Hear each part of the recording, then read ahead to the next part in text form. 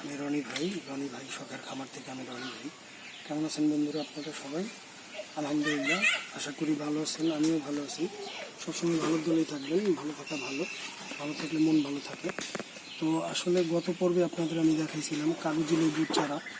তো আমার বাড়ির চারপাশে আসলে আমি অনেক গাছ লাগাইছি, এই গাছগুলি আস্তে আস্তে বড় হচ্ছে। গত পর্বে একটা কাঁঠাল গাছ দেখাইছিলাম যেটা বিচি থেকে বের হয়েছে। তো ওই গাছটা এখন বড় হয়েছে, মাশাআল্লাহ অনেকটাই বড় হয়েছে। ওইটা দেখানোর জন্য ভাবলাম যে একটা ভিডিও দিই। তো ওই চারাটা বড় হয়েছে। পাশাপাশি আমি একটা জামের বিচি মানে জাম আনছিলাম বাজার থেকে কিনে। তো জাম খাওয়ার পরে পরীক্ষামূলক আমি জামের বিচি দুইটাও লাগাই, রোপণ করি। রোপণ করার পরে দেখলাম মাশাআল্লাহ জাম গাছ উঠছে। এটা হচ্ছে যে গোদা জাম বলে, বা বড় যেটা মাংস বেশি জাম, ওই জাম গাছটা। তো গাছের দেখাচ্ছি আপনাদের যে গাছটা ফুটছে মাশাআল্লাহ। এই যে দেখেন বন্ধুরা, এই যে গাছ বালুর মধ্যে আমি চেষ্টা করতেছি যাতে সব ধরনের পরীক্ষামূলক কাজ করি, দেখি আসলে কি হয়।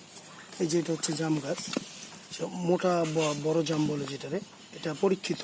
নিজে বাজার থেকে কিনে আইনা খাইয়া তারপরে বিচি ফালানোর পরে এই জাম গাছটা উঠছে। তো ইনশাল্লাহ আপনারা দোয়া করেন গাছটা যাতে বড় হয়, বেঁচে থাকে, আল্লাহ পাক যাতে গাছটাকে বাঁচায় রাখে, হায়াত দেয় গাছের। তো এই গাছটার পাশাপাশি আমি যে আপনাদের আমি গত পর্বে দেখাইছিলাম, এর আগের পর্বে, যে আমি একটা কাঁঠালের বিচি বুনছিলাম।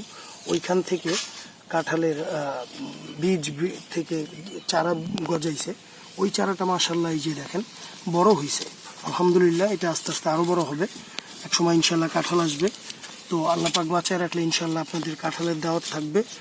গ্রীষ্মকালে কাঁঠাল হইলে অবশ্যই আপনাদের দাওয়াত দিব, কাঁঠাল খেয়ে যাবেন আইসা। আর আমার জন্য দোয়া করবেন, আমার চ্যানেলটা সাবস্ক্রাইব করবেন, বেশি বেশি কমেন্টস করবেন, আমি যাতে নতুন কোনো ভিডিও নিয়ে আসতে পারি আপনাদের মাঝে। আসবো আবার নতুন কোনো ভিডিও নিয়ে। অবশ্যই বেশি বেশি কমেন্টস করবেন, সাবস্ক্রাইব করেন আমার চ্যানেলটা, আমাকে পরামর্শ দিন। নতুন কোনো ভিডিও নিয়ে আবার দেখা হবে ইনশাআল্লাহ।